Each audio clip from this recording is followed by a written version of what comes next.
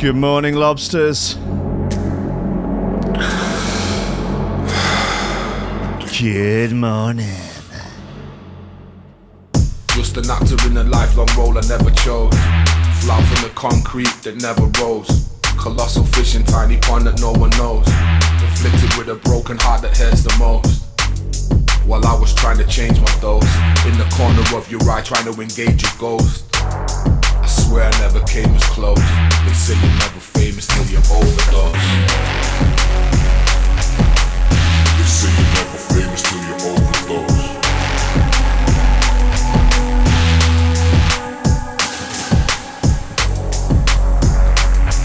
Lobsters.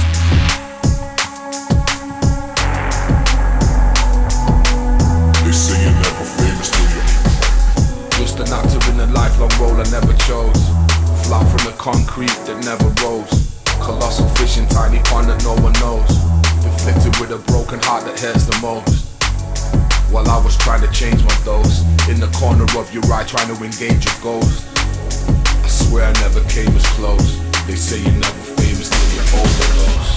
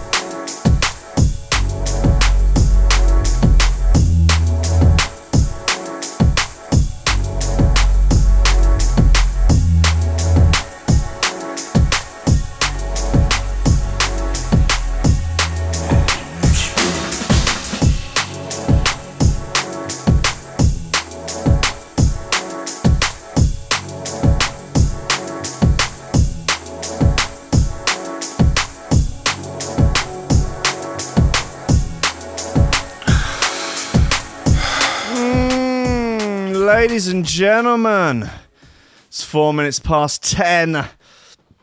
Pardon me already, it's the 21st of January 2018. Oh God, it's not, is it? It's 2019 already. I'm losing my mind. It's only bloody 10 o'clock Monday morning. You'd think I'd have my shit. Oh, God, I can't be messing up already. Come on, guys, we've got a whole week left.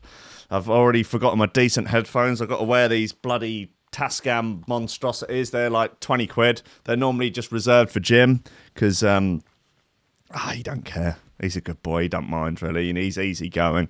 I'm a headphone snob. Not him. He's too big. He's too strong. He doesn't care. Snips has been out at the weekend, apparently referring to me as his smash piece, which is fine, I guess, but I feel like that gives a rather low resolution and unnuanced view of our relationship. So thanks for that, Snips. Lobsters. Yeah, this is all arranged wrong. Come on, hold on. God, dear me. You know what it's like on Friday afternoon, you just sort of throw everything up in the air and go, fuck it, it's Friday, I don't care anymore. And then Monday morning, you've got to pick that shit all back up again, haven't you? Try and crack on with your life. Oh, Lord alive. No, it's fine. Anyway, look, I've got my old browser full of nonsense here. On Friday it was a little bit concerning that there wasn't much bollocks in the news, but luckily the humans and lobsters of planet Earth have really been on one this weekend, and there is all manner of gubbins.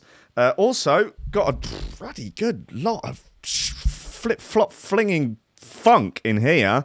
Cyborg VIP by Scientific, New London Electricity, New Clacks, New Rido, New Missing, New Dub Elements. Ah, take that, you slam piece. It's going to be a good show, in my humble opinion. And as you all know, my word is gospel. So, without further ado, let's get into this shit. Okay, Londoners are sniffing so much cocaine that eels in the Thames are acting funny. Rob War of the Metro reports. Yeah, Londoners, they do like gear. That is one thing that can be said for Londoners. I mean, you can say they spend too much time and money on public transport. They wear top hats. They wander about on these gold-paved streets seeking their fortune. They all came to London. No one started in London. They came to London to seek their fortune with a sort of little handkerchief, attached to the back of a stick. And they trudge in to seek the fortune. And then, as you know, in London, the streets are paved with gold. And anyone can, the opportunity is there for anyone who wants to, work hard and make something of themselves to earn enough money to buy a top hat and an attaché case and go and work in one of the many banking establishments, seek your fortune. And then naturally comes the cocaine, the low-quality nose bag that permeates every walk of the Londoners' life. From their morning breakfast cereal to their liquid lunch to their vegan sausage roll dinner, all sprinkled liberally with low-quality Albanian cocaine. And so they've been doing so much of it that apparently it's fucking with eels. Londoners are racking up so many lines that eels in the Thames are now hyperactive, with the drug's effect making their migration more erratic. Rob of the Metro reports. I spoke to my mate who used to work at the Metro yesterday about it all.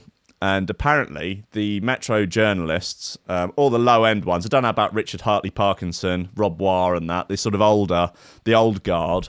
I imagine like your Ellens, your Jasper Hamels, all your sort of lower tier, the sort of the shit munchers. They have to sit in a room with no windows and are required to write 8 stories a day from just stuff they find on the internet. I don't know how many of these stories get published, most of them by the looks of it. But they're required 8 stories a day or you get chop, basically. And my mate wrote what was, for a while, their most shared article, which was about how you could buy glitter pills on Etsy that made your tods glittery. Anyway, I digress. Tests show high levels of Class A stimulant near the Houses of Parliament. Coincidence? We covered that before. Tests by researchers found that downpours can overwhelm waste systems and lead to cocaine from drug users' urine entering the river. Eels migrate up the Thames every year, but cocaine affects their behaviour, making their migration more erratic. These eels need to get their shit together. Come on, mate, it's just a bit of gear. And researchers told the Sunday Times, King's College London researchers said increases in caffeine, cocaine, benzoylecgonine, never heard of that, were observed 24 hours after sewer overflow events. Previous research has shown that even low levels of the drug are enough to affect eels. Eels are fucking lightweights. That's basically what I'm taking away from this article. Eels need to toughen up. You man up, eels. Researchers show that even low levels of the drugs are enough to affect eels and make eels so hyperactive they're at risk of serious injury. Oh, God. We've all seen, we've all been to raves, yeah? We've always seen, there's always an eel, there's a couple of eels sometimes, a group of eels that have got in, and they're they're on the gear, maybe they're on the pingers, maybe they're on the the rat powder, whatever, the Chuck Norris, and yeah, they do act erratically, don't they? Slithering around the dance floor, electrocuting people, all just general slippery eel bollocks, and you can't catch them; they're too slippery. They're a nightmare. They're a menace. They shouldn't be allowed in clubs.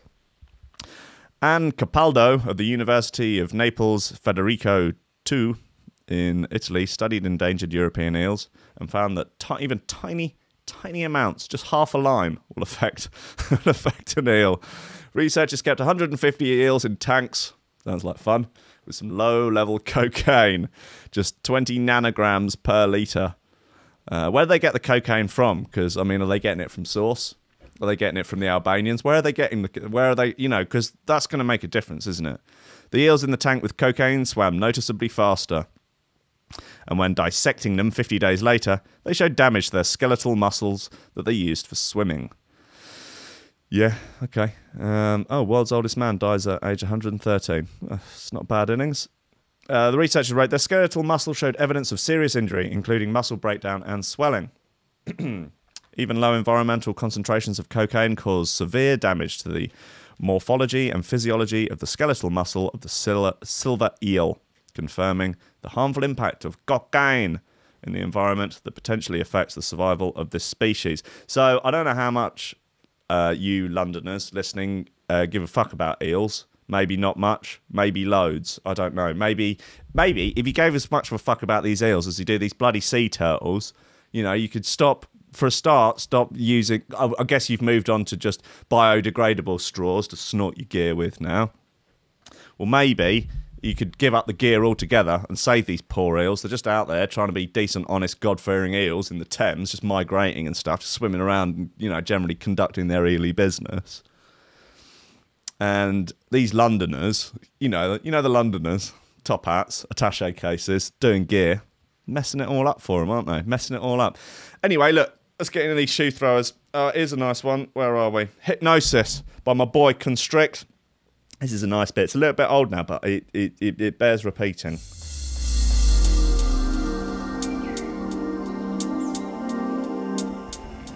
I will say, as an on-the-spot review for these £20 Tascam headphones, they are absolute dog shit.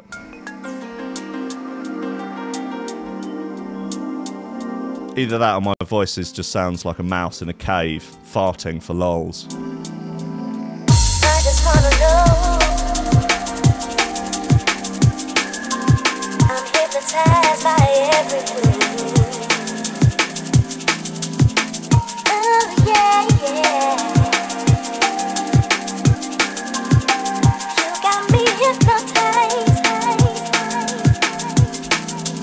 I just wanna know. Hey, maybe Cockneys are the way they are because they eat so many jellied eels that, they're getting a significant dose of the cocaine off it. Significant dose of the chop. Of the bling. You got me The karate powder.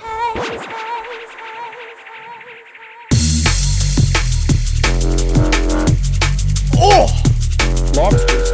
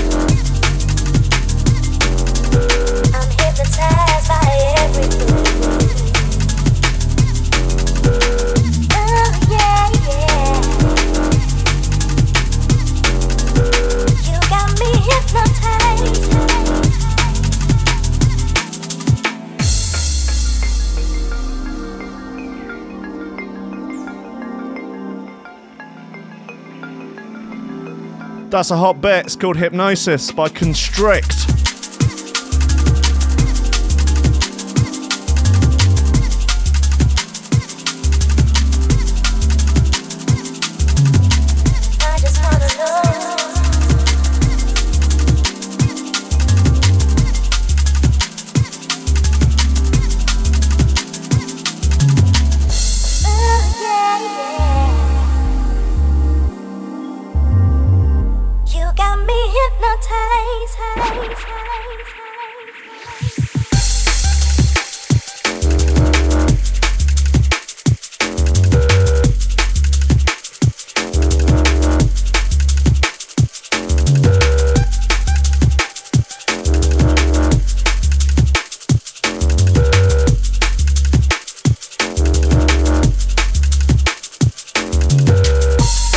Oh, is it Blue Monday today? The most depressing day of the year. Because to be honest, I'm in quite a good mood. Gonna do this show with this lobster, that coffee down there, these memes.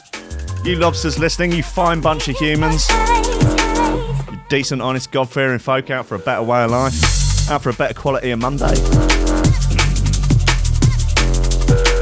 Tell you what I'm out for is a better quality of headphone. Woo. If there's anyone out there that makes headphones that aren't absolute dog shit and wants to sponsor me by sending me some, I'll wear them every day, man.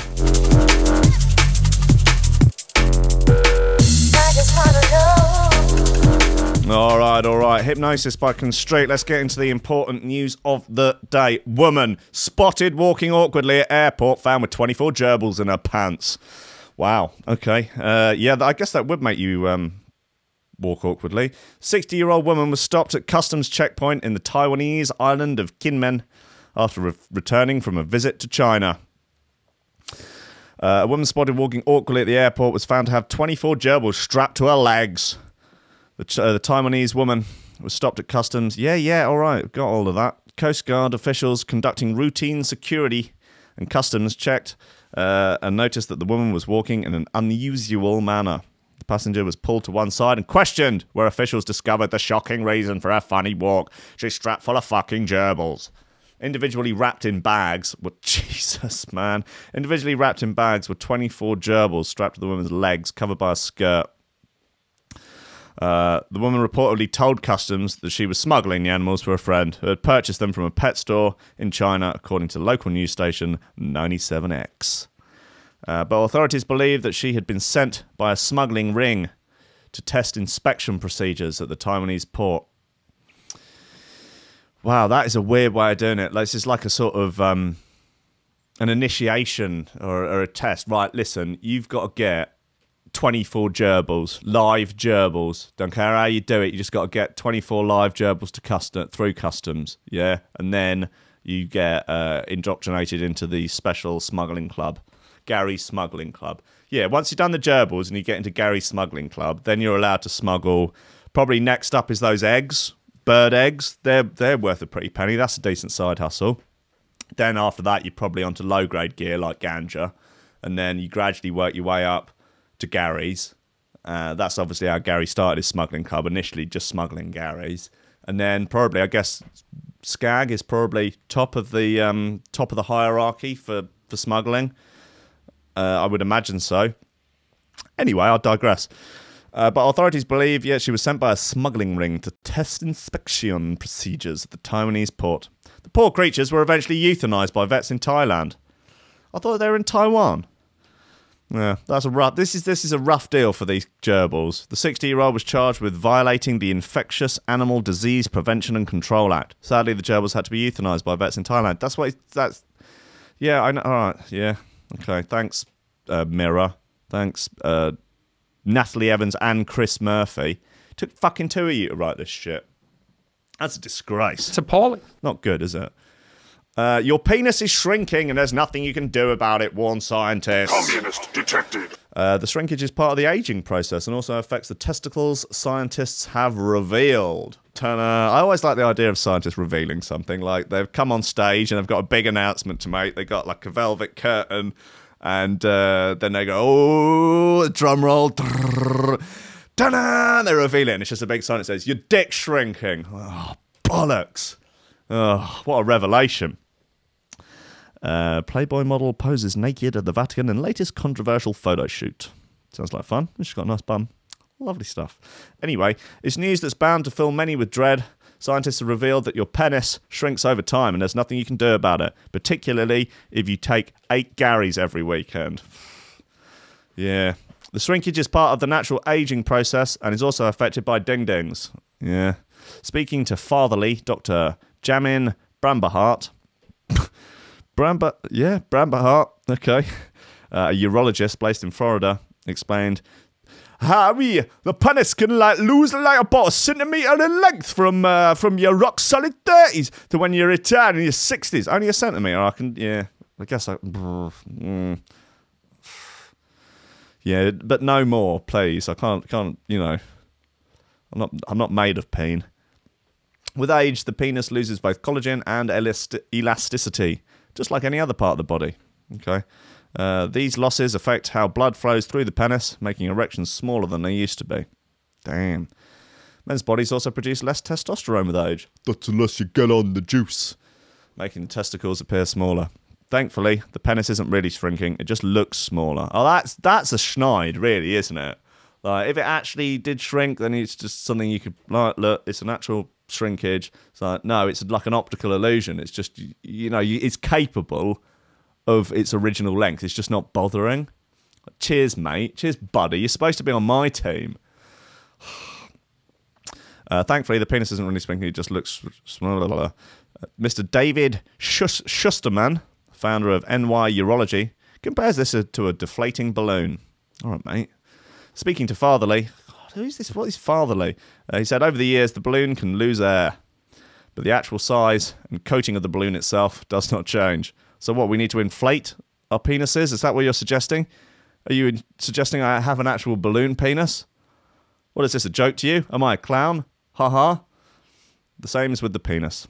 They get less full because the veins are not pumping as much blood in there. While losing a centimetre of length may sound scary, thankfully you're unlikely to notice. Phew. The difference, honestly, is minute. Minute. And many men do not even notice the difference. I'll notice. I'll pay particular attention to that region. Sometimes inspect it from the bottom, sometimes from the side, sometimes with a hand mirror, sometimes with a magnifying glass. You just check it out. You just got to know about yourself, haven't you? Right, let's play this new London Electricity bit. It's called Funkopolis. It's on 2019 Sick Music compilation. Maybe you heard of it.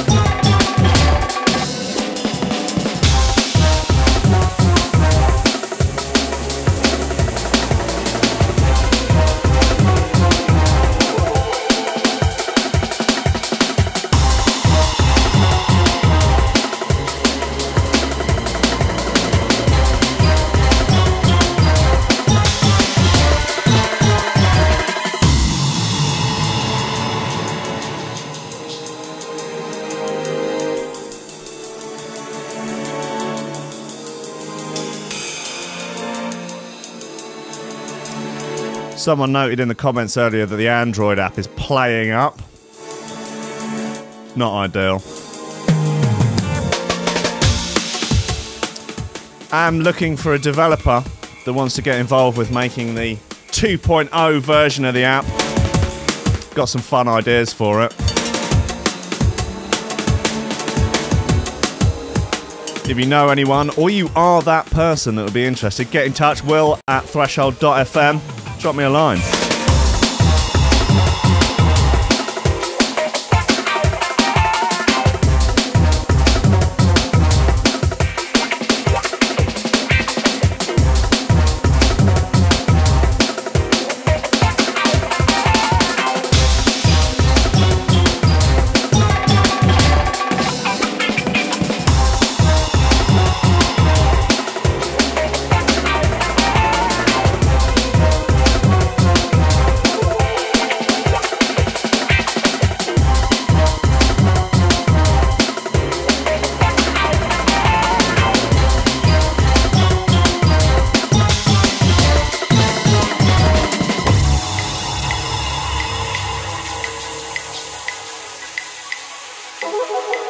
Funkopolis by London Electricity. It's a nice bit.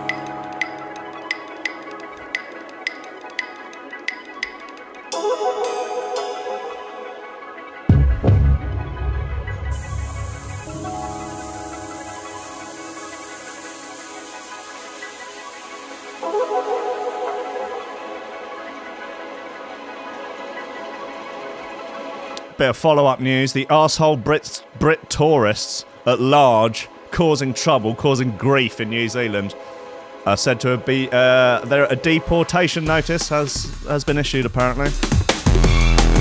They'll be on their way back to sunny Liverpool. Just in time for Brexit.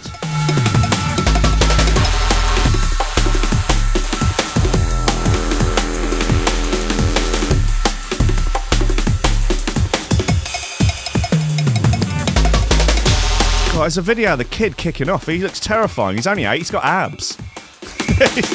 It's absolutely terrifying.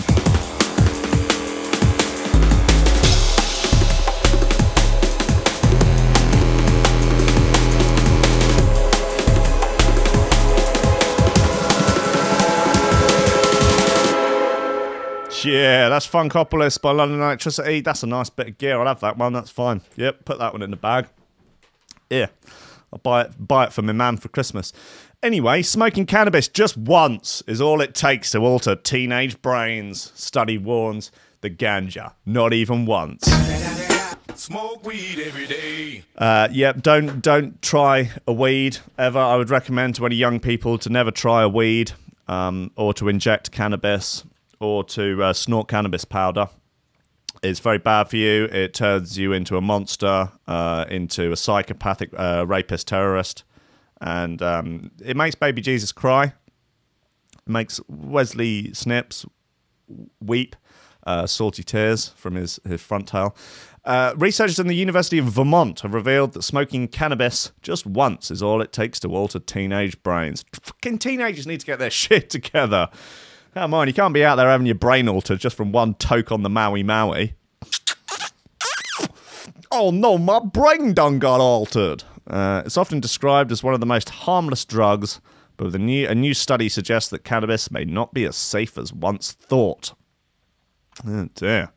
A new study by researchers from the University of Vermont have revealed that smoking cannabis just once is all it takes to alter teenagers' brains. A team found that smoking the drug before age 14 leads to greater grey matter volume in several key areas of the brain linked to memory and emotion.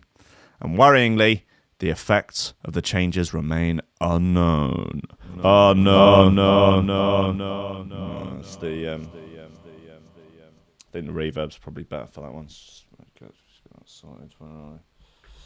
Unknown. Anyway, about the age of 14, the adolescent brain undergoes a form of pruning, which removes unwanted neural connections, allowing the most important ones to be strengthened.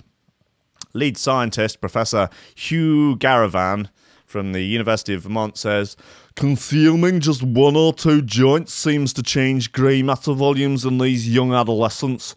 One possibility is that they've actually disrupted that pruning process.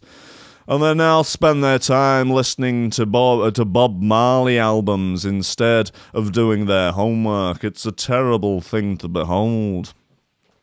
Right, okay.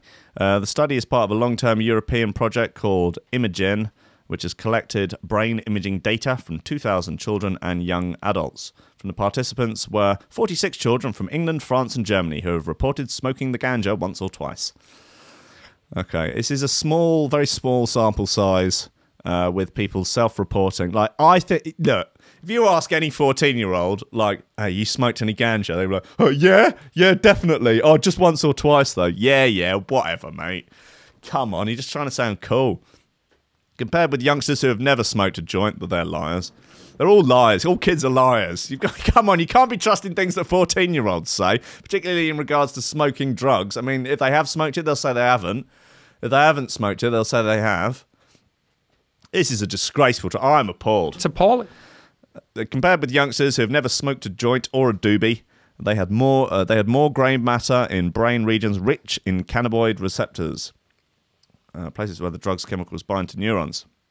Some of the biggest differences were seen in the amygdala and the hippocampus, which play roles in emotional processing and memory. The team, whose findings are reported in the Journal of Neuroscience, ruled out the possibility that cannabis-using children already had the unusual brain structure before experimenting with the drugs. The implication is that this is potentially a consequence of cannabis use, said Professor Garavan. You're changing your brain with just 1 or 2 joints, man. Be careful, yeah. Have you ever tried DMT? Most people would likely assume that 1 or 2 joints would have no impact on your brain. Yes, okay, yeah, all right. Well, the ganja, not even once, all right? Lobsters. Okay, well, yeah, so they're going to send these Liverpudlians back from New Zealand, where they've been causing no end of grief, by the looks of things. The videos on the Mirror website are absolutely terrible. I would not recommend them to a friend. I would recommend them even less than recommending Windows 10. Right, look, what other tunes we've got? New Clacks bit, it's quite nice.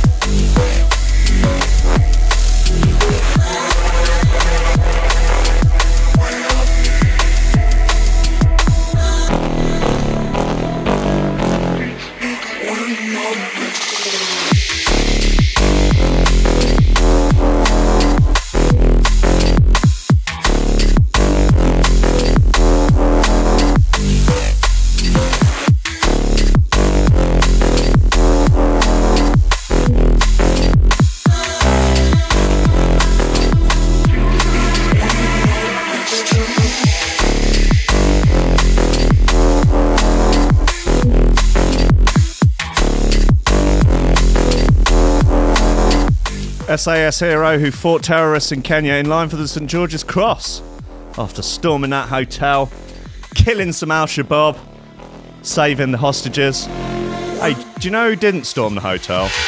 Male feminist. Just putting that out there. I've not yet seen the headline, male feminists storm hotel and rescue hostages. There were a few local soft boys in the area having a Bob Dylan listening session and drinking soy lattes. And they ran immediately towards the gunfire.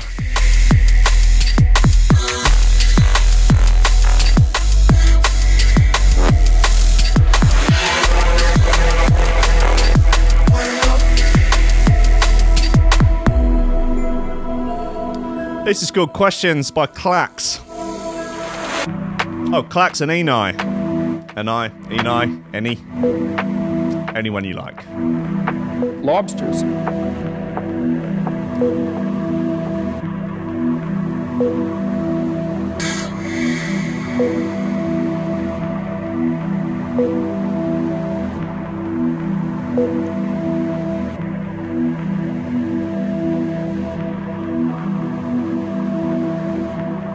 Another 30 seconds of this, I think. See if we can go all the way.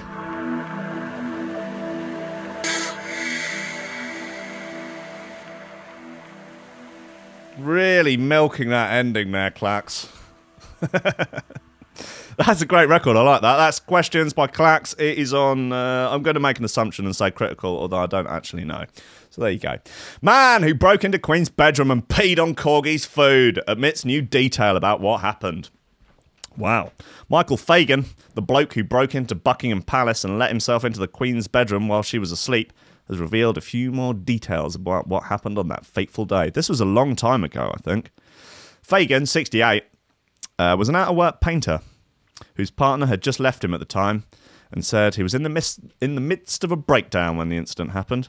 After losing his shoes on the roof, he found himself walking barefoot through the palace, and the first room he stumbled across turned out to be the Queen's. Despite what initial reports claim, Fagan said that he didn't actually sit on the Queen's bed, as she woke up and pulled the curtains around it. Pulled back the... Oh, yeah, of course she's going to be in one of those big four-poster beds with all the curtains and the jazz, isn't it? In an interview with the Islington Gazette, he admits he was just as shocked as her, saying, I didn't know what I wanted to ask her, and when I got there, I was just shaking and so shocked. He's had what looks like a professional photo shoot done. Peculiar man. She apparently sat up and sprang out of bed, telling Fagan that she would go and fetch someone. The bedroom was all right, Fagan said, roughly speaking, quite nice. So it was quite plain, just the usual blankets and duvets.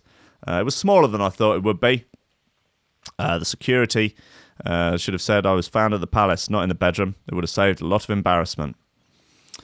Was Philip not in bed there? This was a while ago. This was 10 years ago. You would think, if he's sprightly enough to crash his motor and then just walk away 10 years on, you would think that back in those days he'd had enough in him to get up and knock 7 shades of shit out of Fagan for breaking into his missus's bedroom. You'd hope so. If you're married to the Queen, you should have an obligation to protect the sovereign. Yeah, you can't just... He probably didn't even wake up, the piece of shit. Anyway, he's a disgrace. It's appalling. It was quite blah-de-blah-de-blah, but he admitted there's one more detail that may have slightly been embellished by the press, that may have slightly embellished for the press. This isn't a proper sentence. He admitted there's one detail that he... Oh, right, okay. They may have slightly embellished for the... Referring to the media frenzy that followed the incident, where tabloids were after details like what the Queen, who was 56 at the time, had been wearing. Oh, this is a really long time ago. I tried to keep it sterile, said that she was wearing a Liberty print nightie down to her knees, even though I didn't notice what it was. Fagan explained that a footman came in and found him before taking him to a stuffed drink. Taking him for a stuffed drink to take the edge. Oh, a stiff drink. Okay, nice one. Who wrote this fucking thing? Jess Hardyman, I expect better from you. Fagan explained a footman came and found him before taking him for a stiff drink to take the edge off before the police arrived. that is the sort of service you would expect from the palace, isn't it? That you've broken in there, you got into the Queen's bedroom, and rather than just sort of bludgeoning you to death, as you might imagine would happen, they're going, look, come on, buddy. Let me take you for a stiff drink. And you stand there, probably in the kitchen. The Queen's got the kettle on. You know, she poured a couple of whiskeys. And like, listen, buddy, what's going on? Is everything all right at home? He said, someone said, you look like you need a drink. That's the spirit. Come on. That's what made this country great. So they took me out of the room into the pantry and poured me a whiskey from the Queen's cupboard. See, there you go. It was famous grouse. I was shocked. The intrusion wasn't the first time Fagin had managed to sneak into the palace either. He's a menace. Just 2 nights before, he'd broken into the palace without being caught, scanning the 14-foot perimeter wall, shimmying down a drain pipe and through an unlocked window. I sat on the thrones like Goldilocks and the 3 bears, he said. The palace prowler also revealed that he was caught short while looking for a bathroom and took a leak in a bin marked corgi food. That's a bit of fun, isn't it? I was breaking my neck to go to the toilet, he told The Independent. What do? Pee on the carpet? So I had to pee in the corgi food. As well as urinating on the Queen's corgi's dog food, Fagin also said he came across one of Prince Charles's bottles of wine. I was thirsty, so I drank it, and it tasted like nectar. I bet it did. I left undetected, and I couldn't believe that I had been in there. Michael did, however, also stress that he had a lot of respect for the Queen and the monarchy as they take money for the national purse. Right. I've never had any malicious intent, he says, and if the Queen and Philip should ever find themselves in a rocky position, I would be more than happy to go out on a date with her, should she end up on Tinder or Hinge. All right, well, that is lovely stuff, isn't it? Right, how about this? Split by Missing. It's pretty weird, but I like it.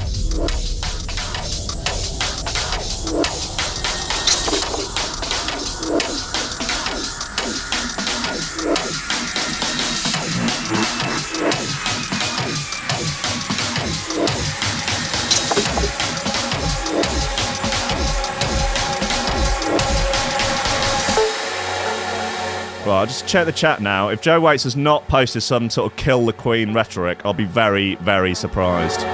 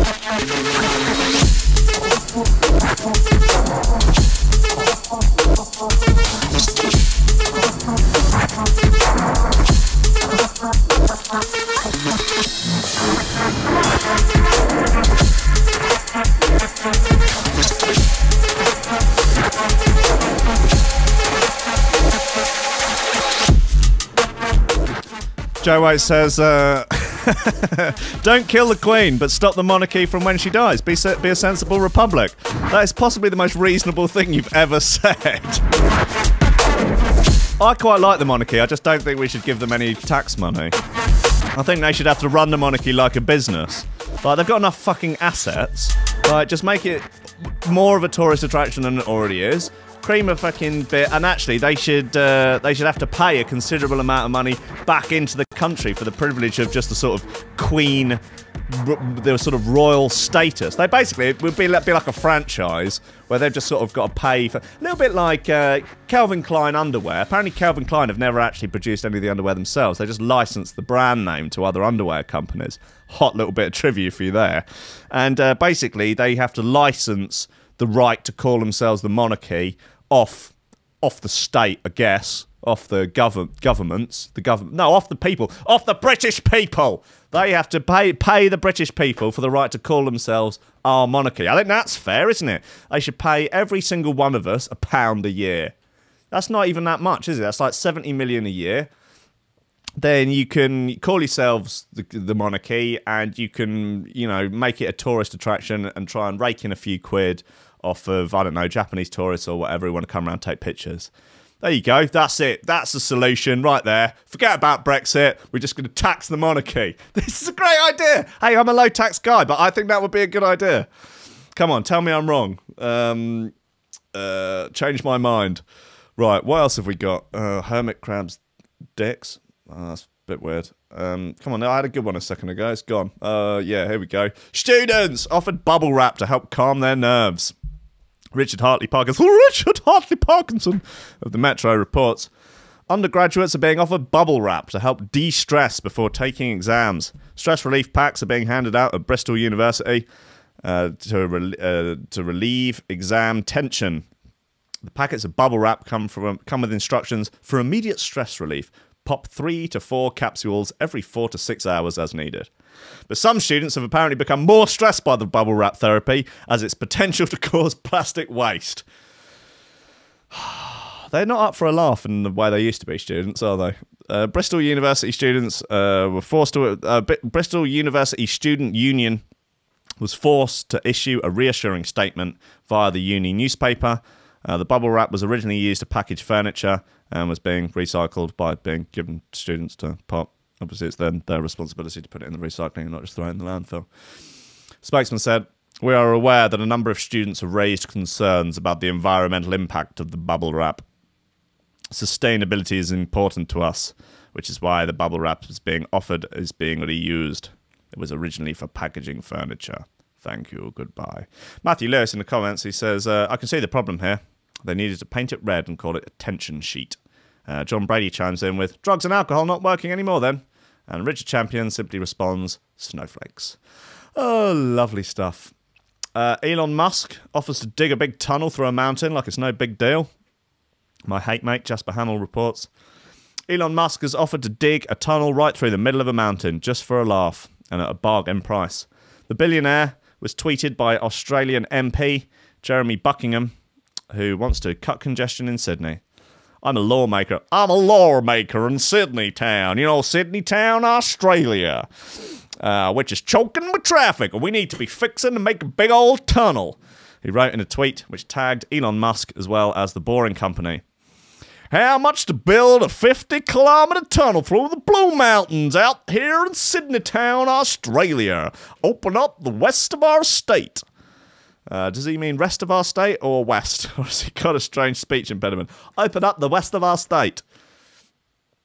Jeremy Bucket, yeah, okay, cool. He's made a sort of potential route by drawing a line on a map. That seems a reasonable thing to do. And it goes directly through a mountain. Musk immediately swung into action and replied, about 15 million per kilometre for a two-way high-speed transit. So probably about 750 million plus a 50 million station.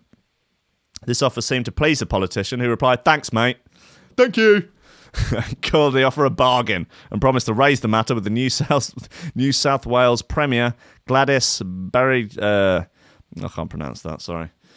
Last year, Elon Musk unveiled the first complete test tunnel built by the Boring Company. 1 mile tunnel segment in Hawthorne, California, right next to Musk's rocket company, SpaceX. Dug a hole. Just started digging a hole. And, you know, quite a big hole. And he came along and said, "What's with the hole, Elon?" Well, it's, you know, it's a hole. So made the hole a bit bigger. And holes are good. I like holes. And you can put things in holes. Cars can drive along them. And they can drive quite fast. Yep. Probably not gonna do the sex tape, although it's a reasonable suggestion. Grimes not interested. And I like holes. Yeah. Anyway, it was created as a proof of concept to show that cars can be transported underground in order to free up traffic congestion on the surface. Back in 2014, Musk called Los Angeles traffic soul-destroying and promised to build a boring machine and just start digging. Just started digging a hole, you know, just in the car park. Dug a big hole. Said, "Why are you digging a hole?" Said, "You know, just doing some digging." According to the billionaire, the total price tag for the finished segment was around 10 million.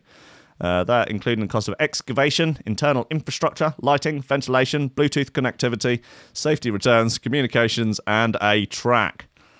When fully operational, the loop system will carry passengers and even cars on skates that can zip through the tunnels powered by electricity. Started digging a hole. You know, cars can drive through the hole. It's fine. Gonna crash into Mars. Right. Yeah. Well, so what time out? Oh, yeah, 3 minutes. All right, one more bit. Started digging a hole. We know what's at the bottom of Belize's Great Blue Hole, and it's depressing. Oh, fucking Jeff, this is Jeff Parsons. This is this prize prick that reported on the blood transfusion young person to old person situation, carrying it on like he's some sort of medical professional, like he knows what he's talking about. And now he's throwing shade on this big blue hole. No need for it. Branson's gone down there for lols. He's they just send Elon down there. He knows what's going on. Big blue hole. Yep, gonna go down in there. Just send a little submarine down in there. Put pedo guy in it in the submarine. Send him down there. Just digging a hole. Belize's blue hole is an instantly recognizable wonder of the natural world. It's the world's largest sinkhole, and it's located at the Mesoamerica Reef, the second largest barrier reef network in the world after Australia's Great Barrier Reef. Richard Branson recently took part in the first submersible dive to the bottom, and he found plastic bottles. Yeah, that is quite depressing, to be honest. Sadly, we saw plastic bottles at the bottom. Well, maybe that's a good place to store all the plastic bottles then, isn't it? If you've got a massive fucking hole, might as well fill it up with rubbish. Yeah? Come on.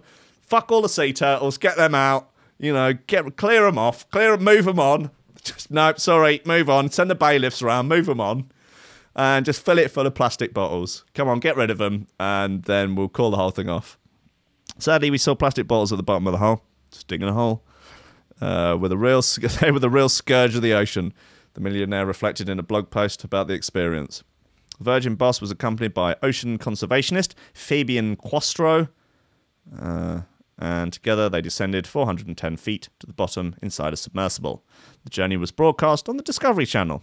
Oh, lovely stuff. Richard Branson featuring his trademark lion mane hair and goatee beard. Interestingly, about 300 feet down, they came across a wall of stalactites, which had formed originally on dry land. Is it proof of how our oceans can rise quickly and catastrophically? Sea levels were once hundreds of feet lower, Branson wrote. 10,000 years ago, the sea levels rose by about 300 feet, because a lot of ice melted around the world. No, it's because of China. At 300 feet down, you can see the change in the rock, where there used to be land and it turned into sea. It was one of the starkest reminders of the dangers of climate change ever. So what this, all right, so what was going on 10,000 years ago that caused the climate change?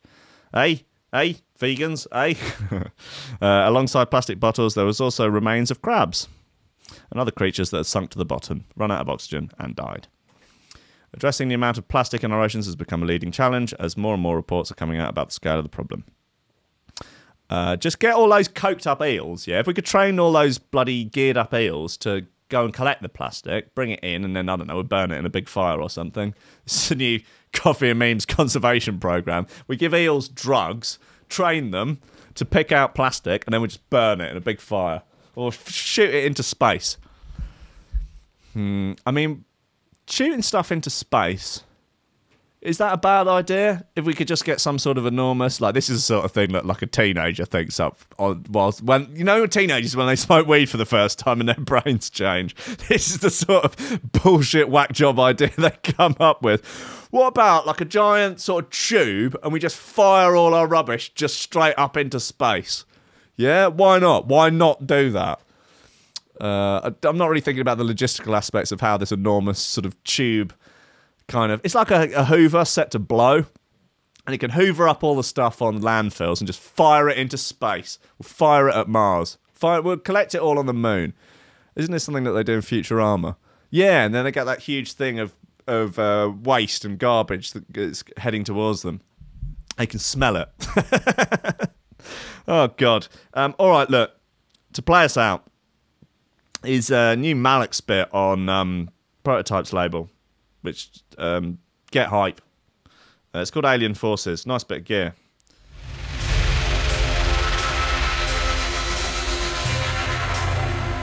Started digging a hole.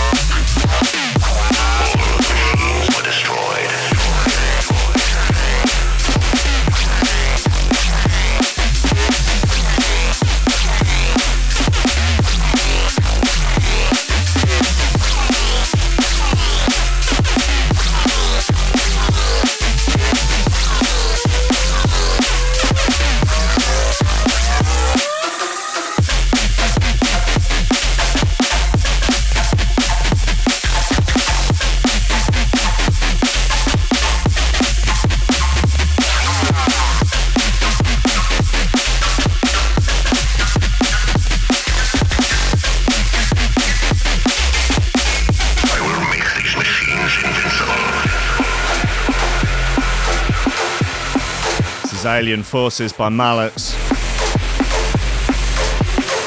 Put a little bit of gear.